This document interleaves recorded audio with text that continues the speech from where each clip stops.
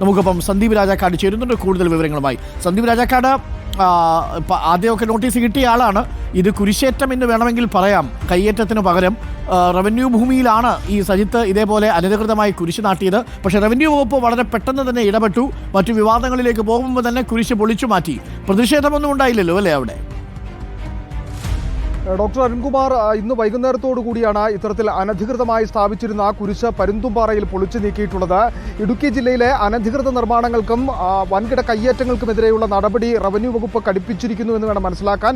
അതിന്റെ ഭാഗമായി തന്നെ ഇത് സംബന്ധിച്ചുള്ള അന്വേഷണങ്ങളടക്കം ആരംഭിച്ചു കഴിഞ്ഞിട്ടുണ്ട് എന്നാണ് ഇടുക്കി ജില്ലാ ഭരണകൂടം വ്യക്തമാക്കിയിരിക്കുന്നത്.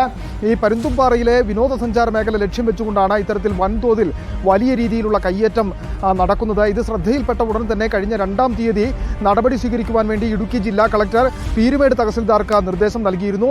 ഇതിന്റെ അടിസ്ഥാനത്തിൽ പീരുമേട് തഹസിൽദാരുടെ നേതൃത്വത്തിലുള്ള സംഘം ഇവിടെ എത്തി പരിശോധന നടത്തുകയും അനധികൃതമായിട്ട് നിർമ്മാണ പ്രവർത്തനങ്ങൾ ഇനി നടത്തുവാൻ പാടില്ല എന്ന നിർദ്ദേശം നൽകുകയും ചെയ്തിരുന്നു.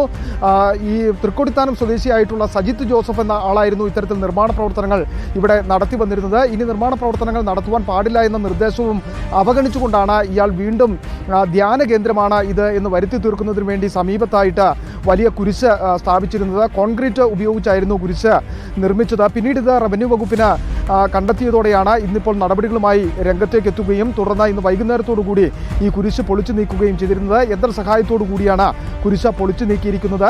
മേഖലയിലെ മറ്റു കയ്യേറ്റങ്ങൾക്കെതിരെയും അടിയന്തരമായിട്ടുള്ള നടപടി സ്വീകരിക്കുവാൻ വേണ്ടി ജില്ലാ കളക്ടർ നിർദ്ദേശം നൽകിയിട്ടുണ്ട്. അതിൻ്റെ അടിസ്ഥാനത്തിലുള്ള അന്വേഷണങ്ങളൊക്കെ ഇപ്പോൾ നടന്നു വന്നുകൊണ്ടിരിക്കുകയാണ്.